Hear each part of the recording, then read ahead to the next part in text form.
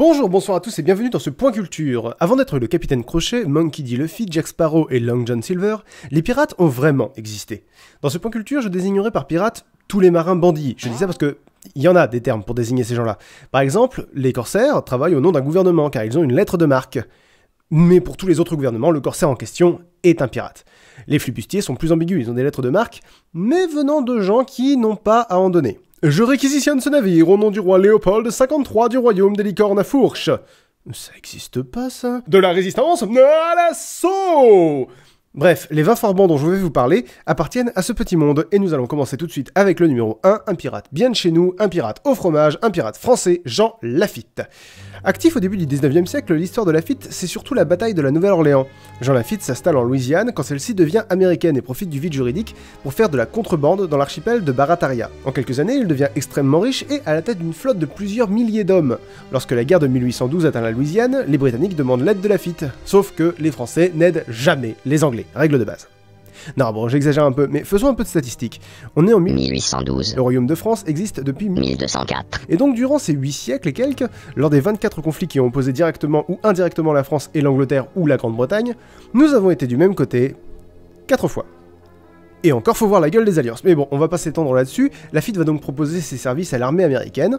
Le général Andrew Jackson, futur président des États-Unis, refuse d'abord. Les États-Unis d'Amérique n'ont pas besoin de l'aide d'un pirate français qui plus est. Comptez-vous chanceux d'être protégé par la liesse populaire, c'est tout ce qui sauve votre tête forban de la pire espèce. Maintenant, figredin, j'ai une guerre à gagner.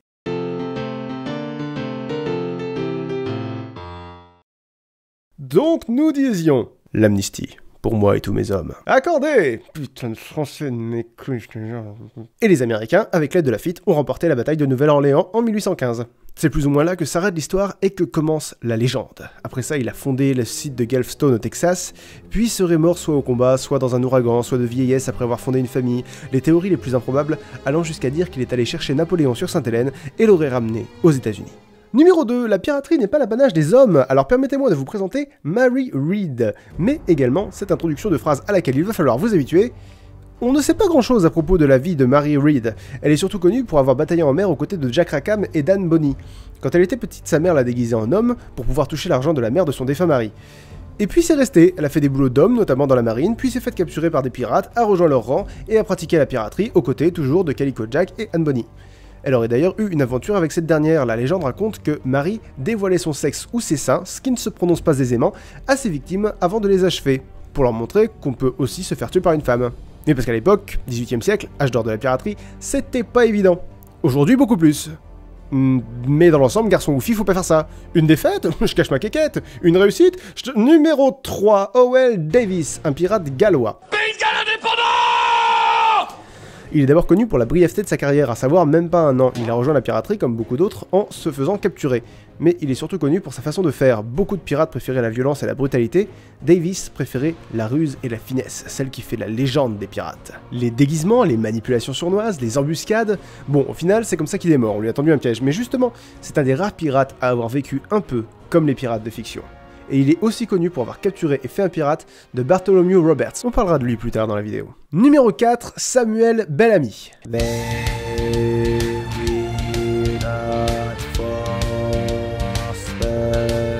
Bellamy est connu sous le très classe surnom de Prince des Pirates, parce qu'il traitait son équipage et même ses prisonniers avec respect. Lui ne s'est pas fait embarquer dans la piraterie parce qu'il a été capturé, c'était un choix délibéré. Il était chasseur de trésors au départ et récupérait les trésors des épaves, mais un jour il rencontre Maria Halley. Coup de foudre, il veut la couvrir d'or, mais ne trouvant aucune épave, il finira par s'en prendre aux navires qui n'ont pas encore coulé, avec l'aide de Benjamin Hornigold, un pirate anglais, et la Buse, un pirate français. Il capture notamment le Ouida Galley, un navire négrier blindé de richesses. Hélas pour Black Sam, une tempête envoie le Ouida Galley par le fond 2 mois après qu'il s'en soit emparé, ce qui condamna Maria à une vie où elle se ferait traiter de sorcière pour avoir été la maîtresse de Black Sam, le prince des pirates. Sa mère, comment ça déchire Prince des pirates comme titre? En plus, ça renvoie un peu au prince des voleurs Robin des Bois, et l'analogie est assez pertinente car en effet, il volait aux riches. Non, c'est tout, il volait aux riches. Et Bellamy est également le premier pirate à avoir utilisé le Jolly Roger, que l'on connaît tous. Le Jolly Roger, c'est le pavillon pirate le plus connu. N'allez pas croire comme moi quand j'étais petit qu'il y avait un pirate qui s'appelait le Jolly Roger. D'abord c'est débile comme surnom, et puis Jolly ça veut pas dire joli, ça veut dire enjoué. Donc à la limite Jolly Roger ça voudrait dire Roger content. Voilà, donc ça, et puis numéro 5. Numéro 5, si on prend la même histoire et qu'on l'inverse, on a Stede Bonnet, surnommé le pirate Gentleman. Il s'est engagé dans la piraterie pour fuir sa femme. Gentleman, vous dis-je. C'est fou ce qu'on peut faire comme connerie quand on est énervé. Je te préviens, si tu me fais chier, Simone, je vais piller des bateaux. Mais c'est pas le premier à avoir fait le coup. Il existe également une princesse scandinave, Alvilda, qui a fui le mariage que lui a arrangé son père en devenant pirate au 5e siècle. Elle avait d'ailleurs un équipage entièrement composé de femmes. Bref, revenons à Bonnet. Ce sagouin a même rencontré Barbe Noire, à qui il a cédé pendant un temps la tête de son navire, le Revenge. D'ailleurs, fait suffisamment rare pour le noter, Bonnet a acheté le bateau en question. Oui, peu de pirates achetaient leur bateau. La collaboration de Bonnet et Barbe Noire se termine par la trahison de ce dernier, volant l'intégralité des trésors du Revenge pour s'enfuir à bord de l'Adventure. Au fond du trou, Bonnet obtient la grâce du gouverneur de Caroline du Nord, mais ne veut pas abandonner la piraterie et devient donc corsaire. Ça ne durera pas longtemps, étant donné que Bonnet est très mauvais pour jouer selon les règles, il redevient donc pirate, ce qui lui vaut sa capture et sa condamnation à mort par pendaison. Numéro 6, Thomas Tew, le pirate de Rhode Island. On ne sait pas grand chose de la vie de Thomas Tew. On sait qu'il est l'un des premiers à avoir emprunté le Pirate Round, un trajet qui allait de l'ouest de l'Atlantique, passer par le sud de l'Afrique jusqu'à Madagascar, puis de là aller vers les côtes environnantes. On sait aussi qu'il n'a navigué que 2 fois, la première fois avec une lettre de marque, qu'il a très vite jetée par-dessus bord car tout ce qu'il voulait c'était vivre de terreur et de pillage, ce qu'il a fait, pendant 3 ans, avant de se faire exploser par un boulet de canon tiré par un navire moghol. Le reste de ces hommes, en voyant leur capitaine essayant de remettre ses boyaux à l'intérieur, se sont assez vite rendus, en se disant que, décidément, la piraterie, ça déchire. Et sinon, on sait que Thomas Tew a donné son nom et son pavillon à un rhum. Pour un pirate, c'est un peu cliché, mais ça reste cool. Numéro 7, on a parlé de pirates classe, on a parlé de pirates nuls, on a parlé de pirates malins, stratèges, secrets, il y a un champ lexical que j'ai peu employé et qui pourtant est très lié au monde de la piraterie, je vous présente le sanguinaire Edward Lowe. Tous les pirates sont des tueurs, des criminels, des assassins, mais Lowe est sûrement le plus sadique de tous. Il adorait torturer ses prisonniers, genre un capitaine qui a balancé un gros sac d'or à l'eau pour que l'équipage de Lowe ne s'en empare pas, s'est vu se faire couper et cuire ses lèvres, ce qui doit être assez douloureux et humiliant. Lowe aurait arraché le cœur d'un prisonnier pour le faire manger par un autre, ce qui doit être assez dégueulasse. La légende qui entoure la barbarie d'Edward Lowe est conséquente. On ignore les conditions exactes de sa mort, mais la version la plus populaire veut que ces hommes apeurés aient décidé de se liguer contre lui, l'abandonnant sur une barque avec 3 fidèles compagnons sans vivre. Ils ont été retrouvés par un navire français et le gouvernement s'est dépêché de les pendre haut et court. Numéro 8, Chang Po-tsei. Il n'est pas anglais. Et il n'est pas du XVIIIe siècle. C'est un des rares pirates dont nous allons parler à ne pas avoir participé à l'âge d'or de la piraterie, environ de 1650 à 1730. On ne sait pas grand chose de la vie de Chang Po-tsei. Fils de pêcheur, il s'est fait capturer par des pirates quand il avait 15 ans. Ces pirates l'ont adopté et il en est devenu un lui-même, à piller, tuer, saccager, jusqu'à ce que le gouvernement chinois l'arrête et le gracie, suite à quoi il est devenu colonel de la marine chinoise et a passé le restant de ses jours à chasser les pirates. Ça paraît ironique, mais c'est en fait le schéma habituel. La plupart des pirates passent par là. Tiens, en parlant de schéma habituel, la plupart des pirates dans ce top ont d'ailleurs inspiré des personnages du manga One Piece. Jean Lafitte a donné Lafitte, Samuel Bellamy a donné Bellamy la hyène, et Chang Po-tsei a inspiré le personnage de Scratchman Apu. Sa femme est également très connue, mais on y reviendra. Numéro 9, Ching Shi, la femme de Chang Po-tsei. Je vous avais dit qu'on y reviendrait. Ching Shi était la femme de Cheng Yi, le pirate qui a capturé Chang Po-tsei. Elle ne l'a épousé qu'après la mort de son premier mari. Ce qui veut dire que c'est à la fois la femme de Chang Po-tsei et sa mère adoptive. J'aime beaucoup ma maman. Cette ancienne prostituée est une véritable vipère, parce que, soyons clairs, elle a épousé son fils adoptif pour garder le contrôle sur la flotte de son défunt mari. On l'appelait la terreur de la Chine du Sud, à tel point que l'empereur lui-même a dû réagir. On parle d'une armée de 80 000 hommes. Thomas Tew avait 60 hommes, Lafitte 1 millier. Non mais même pour la Chine, 80 000, ça fait beaucoup. L'empereur a d'abord demandé de l'aide aux Européens, mais la flotte de Qingshi s'empare de leurs navires. Au final, Qingshi a obtenu ce qu'elle voulait. Une amnistie, le droit de conserver son butin, le droit de se marier avec son fils adoptif, et même un titre aristocratique.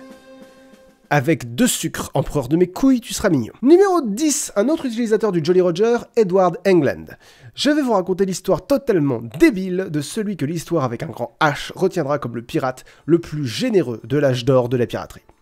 Le gars bosse dans un bateau, le bateau se fait capturer, il devient pirate, il capture d'autres bateaux, tout normal. Arrive la bataille d'Anjouan. Ça se passe en 1720, la flotte d'England, le fancy en navire amiral, attaque un bateau hollandais, le Cassandra. La bataille est rude, mais les pirates forcent les Hollandais, emmenés par leur capitaine Macrae, à accoster et à se réfugier dans la jungle pendant 10 jours. Finalement, Macrae s'avoue vaincu et va se rendre à England, qui le laisse partir. Bon, ils prennent le Cassandra et laissent le fancy tout péter à Macrae, mais ils le laissent rentrer chez lui. Mais du coup, quelques mois plus tard, Macrae revient, mieux armé, mieux préparé. C'est là que l'équipage d'England se dit « Mais c'est un boulet le capitaine en fait, non ?» Oui, j'allais le dire. Et ils le laissèrent pour mort avec 3 de ses hommes restés fidèles sur l'île Maurice. D'ailleurs, l'un des hommes restés avec lui avait une énorme moustache, 2 pistolets et une jambe de bois. C'est lui qui aurait inspiré le personnage de Long John Silver dans L'île au trésor de Stevenson.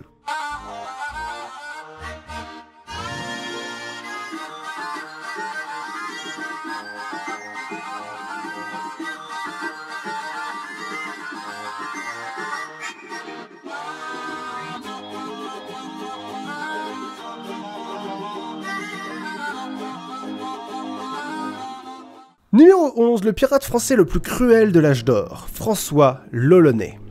Par exemple, il avait la particularité de ne faire de prisonniers que s'il voulait des renseignements ou pour les tuer. Des fois, il avait envie de tuer de l'Espagnol, alors il alignait des prisonniers en rang et les décapitait un à un avec son sabre. Oui, il détestait les Espagnols. Il y a 3 anecdotes géniales à son propos. La première, c'est quand il s'est échoué dans le Yucatan. Tout son équipage s'est fait massacrer par les Espagnols sur place, mais lui a survécu en se faisant passer pour mort, en se recouvrant de sang et des cadavres de ses compagnons. Il s'enfuit et revient en force en décapitant tous les Espagnols en question, sauf un, qu'il envoie au gouverneur de Havane, la queue entre les jambes, pour qu'il raconte le carnage. La deuxième anecdote, c'est la prise de Maracaibo, un village entier de 4000 habitants. L'Olonnais les menace de les brûler vifs ou de leur arracher les yeux s'ils ne disent pas où se trouve l'aurore. Et la dernière, c'est sa mort. Lui qui aimait couper les gens en morceaux a fini mangé. Par des gens. Des cannibales. Enfin oui, mangé par des gens, c'était forcément des cannibales. Mais je veux dire un peuple cannibale, quoi. Bref, Dieu a un sens de l'humour tordu. Numéro 12, Barberousse. Peu de pirates ont autant marqué l'histoire que... Je tente de prononcer le prénom, mais c'est la dernière fois.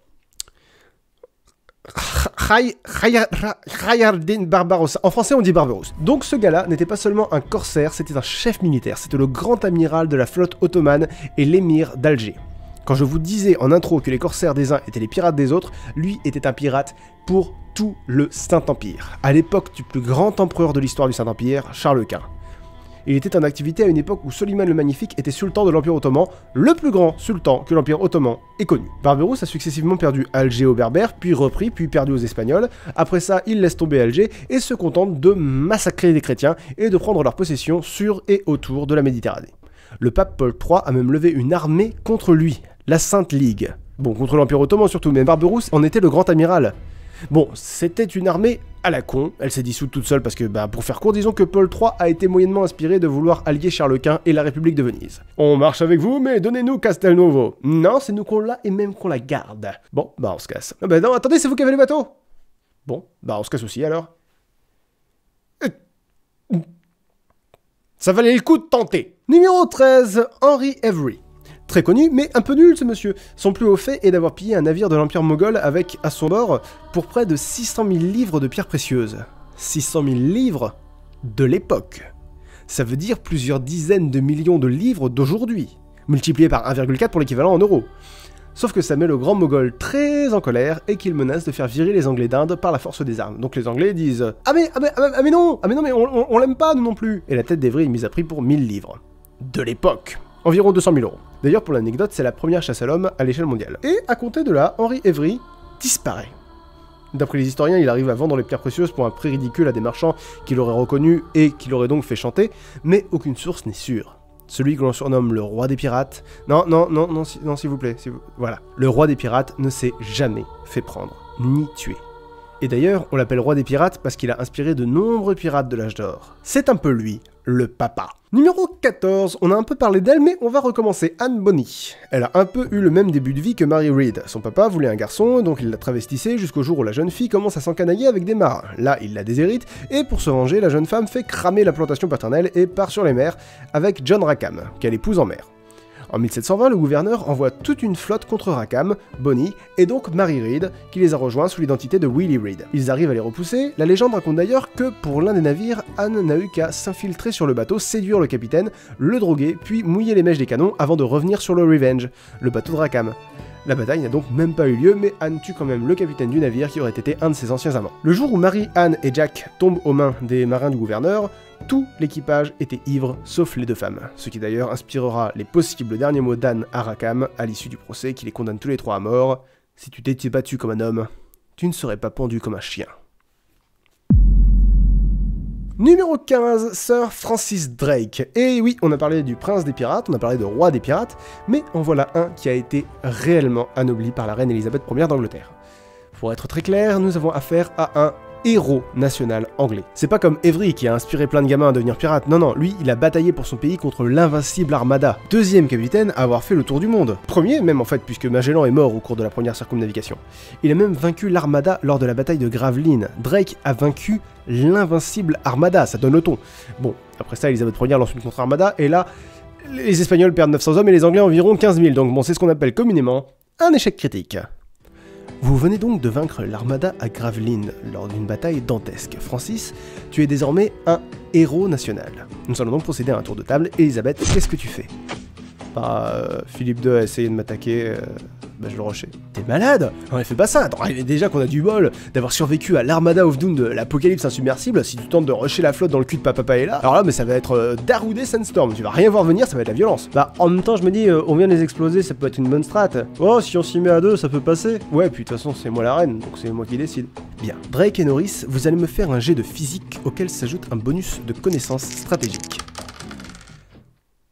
Comment vous dire?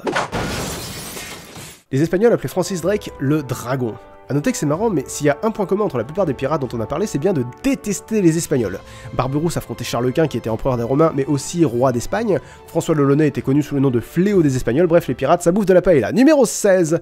Allez, on a déjà parlé de lui, 2 fois, et vous le connaissez sûrement, John Rackham, surnommé Calico Jack. Alors pour les fans de bande dessinée franco-belge, le pirate Rackham le Rouge n'est inspiré de John Rackham que pour le nom. Rackham le Rouge, c'est la tête de Richelieu sur le corps d'un vrai pirate français qui s'appelait Daniel Montbard, l'exterminateur. Exterminateur de quoi? Je vous donne un indice.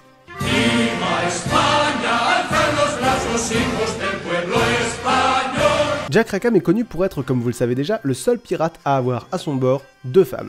Et c'était de notoriété publique. Au départ, elles se sont faites enrôler en tant qu'hommes, mais ça a fini par se savoir et elles sont restées. Normalement, les femmes étaient interdites sur les bateaux. Mais on ne faisait pas la morale à Jack Rackham. Oui, depuis le début, je l'appelle variablement John ou Jack. C'est un pseudo de toute manière, même lui se fixait pas. Autre chose, Calico Jack est aussi le pirate qui a mon Jolly Roger préféré, et probablement sans doute le tien aussi. C'est le genre d'image qui met très vite une musique dans la tête, on est d'accord.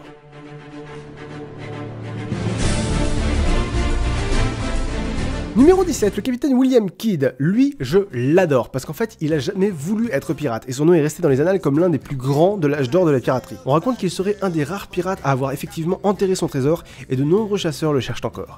La vérité, c'est que soit c'est ça, soit c'est juste un mec qui a vraiment pas eu de bol. Bon, l'histoire est un peu longue, mais je vais quand même y rester un petit moment. Quelques pirates étaient des tueurs nés, des sociopathes de la pire espèce. D'autres étaient animés par la haine, le racisme, genre on peut tuer des Espagnols, c'est pas grave, c'est des Espagnols, ça compte pas vraiment. Mais la grande majorité des pirates, comme vous et moi, ne voulaient pas tuer. Ils détestaient ça, ils l'évitaient autant que possible. Et c'était le cas du capitaine Kidd. Le gars était marin marchand, père de famille et tout, et puis on lui propose de chasser des pirates, notamment Thomas Tew d'ailleurs. Et que s'il dit non, c'est de la déloyauté à la couronne. Lui, bon, il réfléchit pas longtemps et donc il accepte l'expédition. Sauf que, il trouve aucun pirate. Du coup, l'équipage commence à lui dire que ça craint et qu'il s'agirait d'avoir de quoi bouffer. Et que ce serait une bonne idée d'aborder les bateaux qui ne sont pas anglais. Bon, d'abord il dit non, puis William Moore, un gars de son équipage, lui dit « Hey, ce bâtiment hollandais, prenons-le !» Mais j'ai dit non. On n'aurait pas besoin de faire ça si t'étais pas un capitaine de merde. Moi je suis un capitaine de merde. Tiens. Et il lui lance un seau dans la gueule. Fracture du crâne, le gars meurt. Pour éviter la mutinerie, Kidd accepte la piraterie et attaque notamment un navire. Bon, Google Translate. Pour les rouler, il dresse un drapeau français. Le Merchant dresse également le même drapeau pour faire comprendre qu'ils sont amis. Sauf que surprise, c'est un bateau anglais. Sauf que l'équipage en a rien à foutre et puis le vaisseau. Avec ce nouveau bâtiment, qu'il renomme l'Adventure Prize, il va à Madagascar où il tombe enfin sur un pirate, Robert Culliford, à bord de sa Mocha Frigate. Il demande à son équipage d'attaquer la Mocha Frigate, mais l'équipage en question, qui, je vous le rappelle, l'a poussé à la piraterie, l'envoie se faire foutre et rejoignent le pirate. Ma tristesse est immense. Des joues coulent sur mes larmes. Sniff. Il reste très homme à Kid, donc... Bon bah il rentre à la maison, hein. Une fois de retour à New York, il apprend qu'il est recherché pour piraterie, et on l'enferme pendant 1 an dans une prison dans des conditions abominables où il devient à moitié fou, et on le renvoie en Angleterre où il est condamné et pendu au-dessus de la Tamise pendant 3 ans pour dissuader les gens de se tourner vers la piraterie. Des fois, c'est juste que le destin te déteste. Et on arrive au top 3, les pirates de la vraie vie qui ont inspiré tous les pirates que vous connaissez. Numéro 18, Henry Morgan. Pardon, Sir Henry Morgan. Et oui, anobli par le roi Charles II à la fin de sa vie, il n'était considéré comme un pirate que par les Espagnols. Ils le surnommaient El Pirato que faisait beaucoup de la tortura. Non bon ok, les Espagnols ne le surnommaient pas lui. C'était vraiment juste un corsaire qui faisait beaucoup de zèle. Genre le gouverneur de la Jamaïque était gêné, il lui demandait d'aller à Cuba pour faire parler des Espagnols, sauf que Morgan ravage 2 villes, notamment Portobello, ce qui le rendra célèbre. C'était pas prévu, fallait pas faire ça quoi. Bref, Morgan a largement profité de la guerre entre l'Espagne et l'Angleterre pour laisser parler sa cruauté et son envie de sang. Mais quand les tensions entre les pays s'apaisent, Morgan est fait prisonnier et envoyé en Angleterre. Et 2 ans plus tard, il est anobli par le roi. S'il y a une raison pour laquelle ce pan culture a mis du temps à sortir, c'est parce que la géopolitique de l'époque est bordélique. Globalement, les pirates, c'est mal, mais c'est pratique. Alors, soit on les zigouille, soit on les fait rejoindre notre camp. Bref, avec la bénédiction de Charles II, il revient en Jamaïque, on lui file 2 plantations énormes, et il est cool des jours heureux jusqu'à sa mort. 2 plantations de sucre, hein. Non, parce que oui, voilà, la Jamaïque de l'époque était plus connue pour ses esclaves que pour... disons les plantations d'aujourd'hui. Numéro 19, Bartholomew Roberts, surnommé Black Bart. Celui qu'en France on connaît sous le nom du Baronnet Noir est connu pour 3 choses. D'abord pour avoir été le pirate le plus prolifique de l'histoire. Capturé par Howell Davis en 1719, il lui succède comme capitaine à sa mort, malgré le fait que l'équipage ne le connaisse que depuis quelques semaines, grâce à ses nombreux talents, notamment au combat. Il n'aura été pirate que pendant 2 ans, 2 années pendant lesquelles il a tellement marqué l'histoire que certains considèrent la date de sa mort comme la fin de l'âge d'or de la piraterie. Il a capturé des centaines de navires, tué des milliers de gens. Il est ensuite connu pour le code des pirates. Beaucoup l'ignorent, mais les pirates ont un code, et c'est Roberts qui a popularisé ça. Le code de Roberts incluait 11 points, qui entre autres interdisent les jeux d'argent, obligent les pirates à avoir leurs armes propres et en fonction, permettent aux musiciens à bord de se reposer le jour du sabbat, et des règles concernant les différents. Si tu veux péter la gueule à un collègue, c'est pas sur le bateau, c'est sur terre. Vous faites un duel façon Far West, et si aucun n'arrive à toucher sa cible, vous finissez à l'épée. Alors, Edward Lowe, le grand malade, avait un code aussi, mais l'ambiance c'était plus si tu te bats pas, t'es mort. Le premier à avoir une voile aura le meilleur flingue, et si t'es bourré quand on attaque, t'es mort. Et enfin, dernière anecdote intéressante sur Black Bart, c'est lui qui a inspiré directement le capitaine Crochet. Toujours très bien habillé, bien rasé, avec une écriture très soignée, et son code des pirates qui rappelle beaucoup l'obsession de Crochet pour la bonne et due forme. Il semble clair que James Barry a voulu faire James Crochet à l'image du plus grand des pirates. Numéro 20, pardon, j'ai dit plus grand des pirates, c'était compté sans Edward Teach. Ou Thatch, ou Tatch, ou Tac, ou Drummond en fait, mais merde, c'était compté sans Barbe Noire. Barbe Noire, vous le connaissez parce que c'est un peu le Jack l'Éventreur de la piraterie, dans le sens où on est sûr qu'il a existé, mais il a tellement alimenté les légendes que c'est presque un personnage fictif. Barbe Noire, c'est lui dans Assassin's Creed, c'est lui dans Pan, c'est lui dans One Piece, c'est lui dans Pirates des Caraïbes, c'est lui dans Once Upon a Time, c'est un pirate quelque part entre notre monde et le monde des licornes. Pourtant, en soi, le bonhomme n'a rien de particulier. Bon, c'était un pirate, il a pris des vaisseaux, il a écumé les Caraïbes à bord du Queen Anne's Revenge, est mort au combat, et n'était pas beaucoup plus violent que n'importe quel autre pirate, c'est juste un as de l'intimidation. Il avait la réputation d'être horrible. Il mettait en scène ses abordages en allumant des mèches dans ses cheveux, si bien que sa réputation a perduré après sa mort, certains films d'ailleurs avoir vu son fantôme, et ce, jusqu'à aujourd'hui, où il rejoint le panthéon des héros qui ont tellement existé qu'ils existeront toujours. If a man plays the fool, then it's only fools he'll persuade, but appear to be the devil, and all men will submit. En fait, comme vous avez pu le constater, les pirates du monde réel sont assez loin de l'idée que la fiction véhicule.